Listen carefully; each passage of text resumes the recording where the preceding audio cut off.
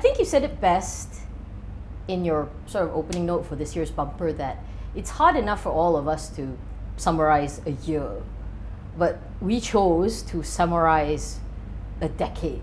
How did we actually do that? I mean, how did we even get to that idea that we could summarize a decade?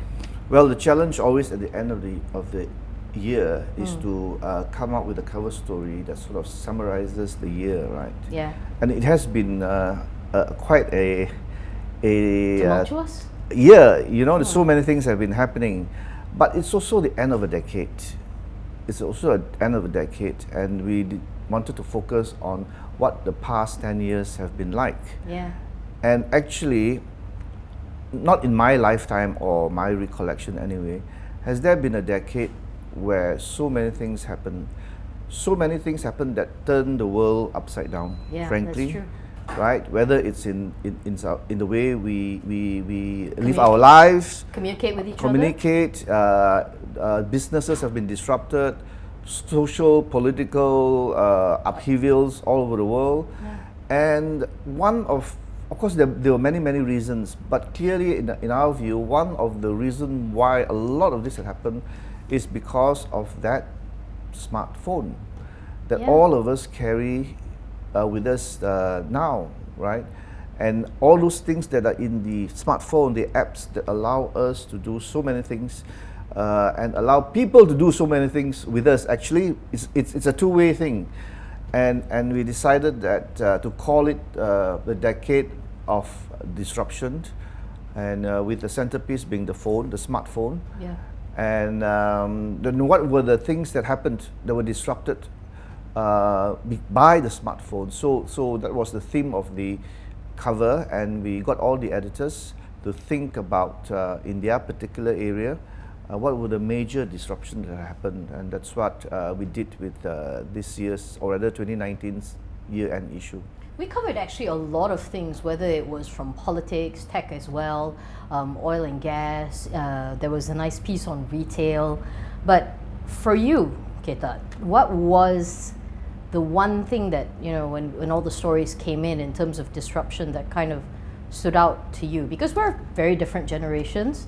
I identified a lot with the retail and the tech disruption, but that's probably different from what you identified with. Yes, I think politically, if you look at the last election, the campaigns by both sides, the battle for the heart and minds were actually done on social media. Oh, very much so. And it was the WhatsApp, the Facebook platforms where people actually engage and converse with each other. They shared so many things, and I think that had a tremendous impact on the outcome of the elections. So it's not just in Malaysia, right? We saw how social media was used, Facebook especially in the US, right? Correct. So that is as far as politics is concerned. As far as businesses, I think the disruption is just starting, and retail, you know, a lot of brick and mortar businesses will be affected. I tease the young people in our office all the time, you know, when I see all these online packages being your delivered. Zalora, your Lazada. Yeah, and I tell them, can you give the brick and mortar business a bit of a break and buy something from them instead of buying everything online? I think that businesses will be further disrupted in this coming decade. How, we don't know, but definitely the smartphone will be at the center of it, because that's the device that all of us carry with us. In the future, we don't even need a wallet, right? You just need a smartphone. It's true. I can now go to lunch and not carry my wallet with me. So there's a lot more that's going to happen, and it will be good for some and terrible for others. I think that's the part where I approach with wariness, because I saw what social media did, your Cambridge Analytica, especially when elections come about.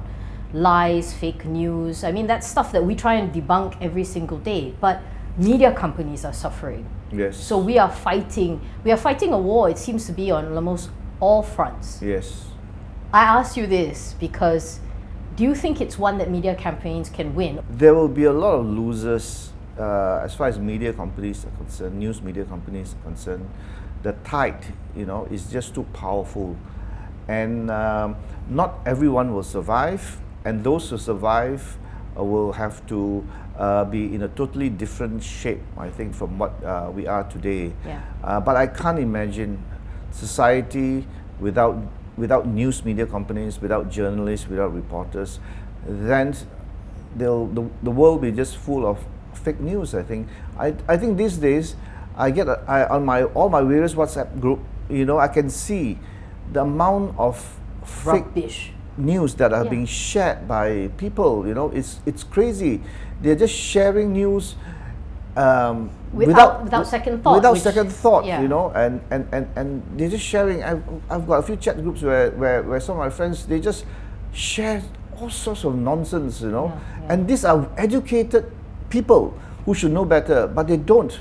Why? Because at the tap of a finger, you just tap, and then the news is shared, Yes. and they like to think that they're the first to share the news, but unfortunately, most of it are rubbish, and it's terrible. This decade, the one we're in now, actually is quite special. I think, especially if you're Malaysian and you were a kid growing up, because I had to draw pictures about what I imagined 2020 to be. There are no flying cars, and we are definitely not where we thought we would be. But are we far along enough, you think? I think we are way behind. Okay. And I think that unless everyone plays its part, including those in power, right, whoever they are, we will fall behind many countries around us. We are still stuck in a certain mode, in a certain way of looking at things, instead of a certain way of doing things that we can't get out of, and we'll be left behind. In a decade that has been disrupted and so many things happening, but we've seen good changes too, the good side of social media, not just all the bad. You hopeful? Well, I have to be hopeful.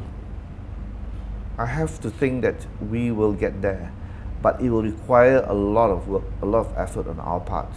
For more on the stories, pick up a copy of The Edge Weekly at all good newsstands.